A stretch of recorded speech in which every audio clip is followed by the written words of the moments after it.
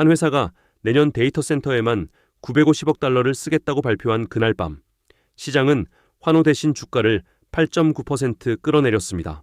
첫째, 오라클이 내년 설비 투자를 최대 950억 달러로 제시했는데 수요는 견고한데도 시장은 자금 조달을 먼저 읽었습니다. 둘째, 오픈도어가 인도 업무를 접고 AI 팀으로 전환하며 아웃소싱 경제의 비용 논리를 흔들었습니다. 셋째, 오픈 AI가 대폭적인 가격 인하를 검토하면서 AI 모델 가격 전쟁의 신호탄이 켜졌습니다. 이 세 흐름을 하나로 묶으면 AI가 만든 비용의 청구서가 어디로 향하는지가 보입니다. 지금부터 풀어드립니다. 어제 저녁 두 편의 쇼츠로 오라클의 950억 달러 설비 투자 계획과 AI 인프라 부채를 짚었는데요. 오늘 아침은 그 견고한 수요와 자금 조달 부담을 같은 화면에서 종합합니다. 핵심은 숫자 하나입니다. 오라클이 2027 회계연도 설비 투자, 즉 캐펙스 가이던스를 최대 950억 달러로 제시했습니다.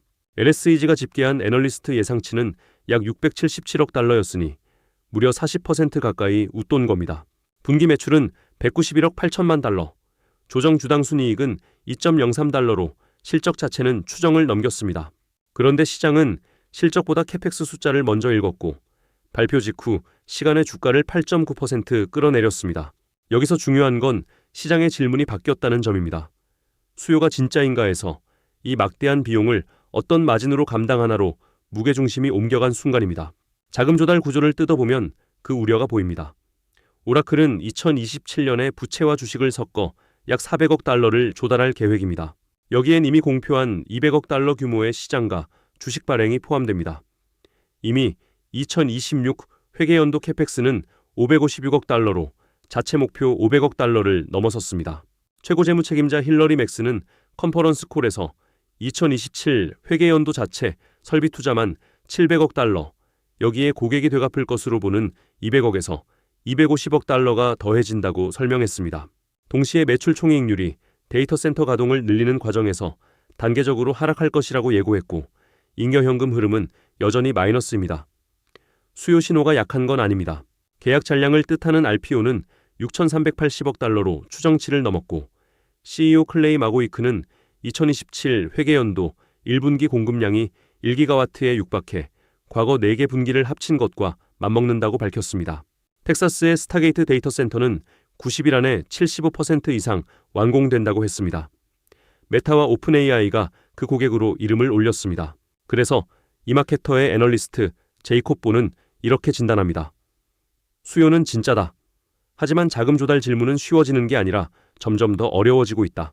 공급 측이 이렇게 자본을 빨아들이는 동안 AI는 정반대편에서 비용을 줄이고 있습니다. 그 이야기로 넘어갑니다. 이번엔 비용을 줄이는 반대편입니다. 부동산 플랫폼 오픈도어의 CEO 카즈 네자티안이 인도 업무를 미국으로 되돌리고 소규모 AI 네이티브 팀으로 전환한다고 밝혔습니다. 작아 보이는 결정이지만 실리콘밸리가 주목한 이유는 그 배경에 있습니다. 인도는 단순 백오피스를 넘어 세계 최대 글로벌 역량 센터, GCC 시장으로 성장했습니다. 약 2,100개 센터에 236만 명을 고용하고 연 매출이 1,000억 달러에 육박합니다. 그런데 AI가 바로 이 비용 차익 모델을 흔들고 있다는 선행 신호로 읽힌 겁니다. 여기서 중요한 의미는 이겁니다. 이건 단순히 일자리가 인도에서 미국으로 이동하는 문제가 아니라 AI가 기업이 필요로 하는 운영 인력 자체를 줄이고 있다는 신호입니다. 글로벌 아웃소싱 산업을 추적하는 HFS 리서치의 CEO 필 퍼시트는 이를 서비스의 소프트웨어화, 즉 서비스 에즈 소프트웨어로의 전환이라 표현했습니다. 인력을 계속 늘리지 않고 AI와 소프트웨어, 인간 전문성을 결합해 성과를 내는 모델입니다.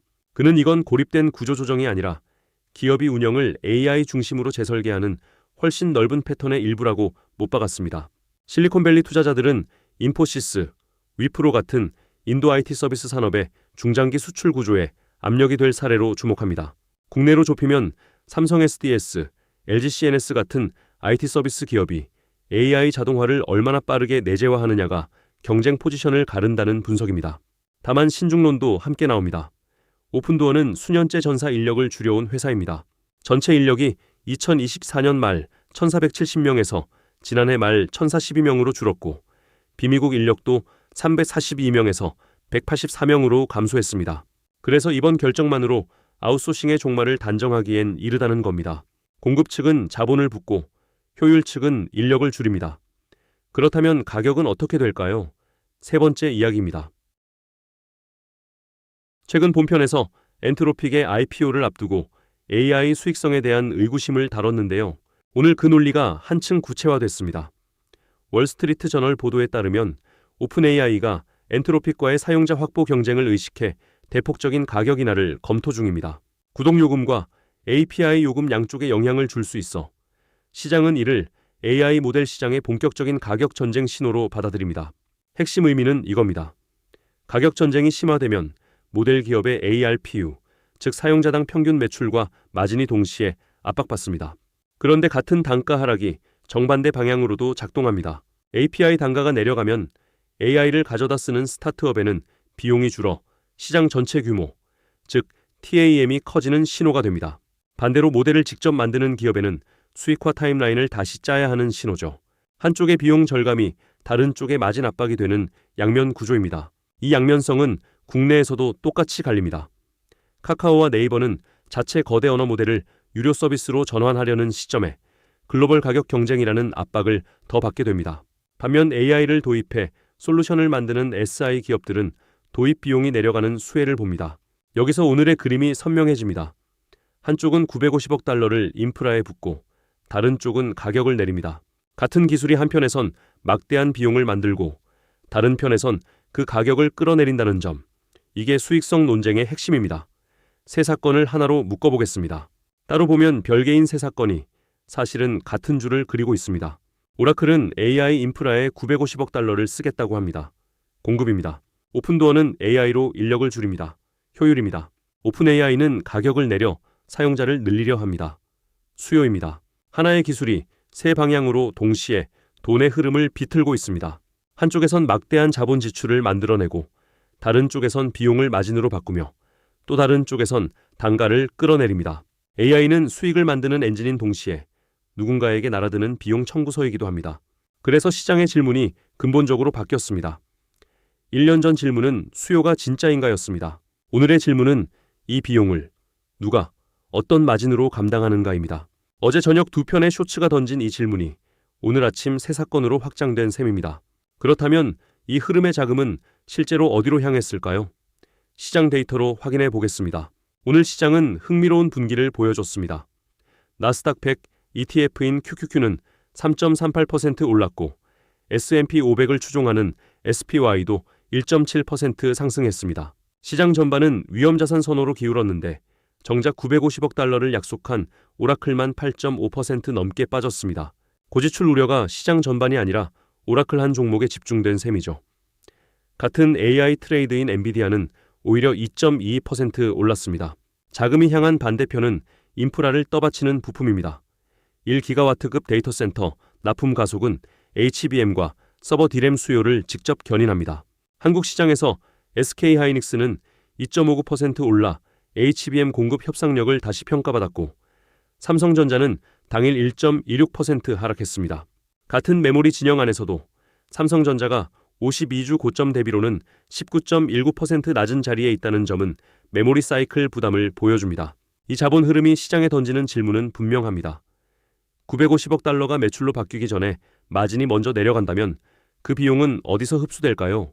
관찰자가 주목하는 병옥점은 다음 분기 컨퍼런스 콜의 마진 설명 톤, 그리고 HBM 가격 인덱스의 방향이 될 수 있습니다. 이 흐름이 남기는 관전 포인트를 세 가지로 정리합니다. 첫째, 자금 조달의 질입니다. 950억 달러 캐펙스가 매출로 전환되기 전에 마진이 먼저 내려간다는 점을 다음 분기 컨퍼런스 콜이 어떤 톤으로 설명하느냐가 변수로 거론됩니다. 시장은 그 설명의 신뢰도를 주시하고 있습니다. 둘째, AI가 비용을 줄이는 속도입니다. 오픈도어의 사례가 단발성 구조조정인지 아니면 산업 전체 패턴의 시작인지 데이터는 아직 양쪽 해석을 모두 허용합니다. 애널리스트들이 인포시스, 위프로 같은 인도 AI 서비스 지표를 함께 보는 이유입니다. 셋째, 가격 전쟁의 수혜와 압박이 갈리는 지점입니다. 단가 하락이 AI 도입 기업에는 비용 절감으로, 모델 기업에는 마진 압박으로 동시에 작용하는 구조를 시장은 주시합니다. 같은 가격 인하가 누구에게 기회이고 누구에게 부담인지 그 경계가 다음 분기 실적에서 드러날 수 있습니다. 오늘 한 줄로 남깁니다.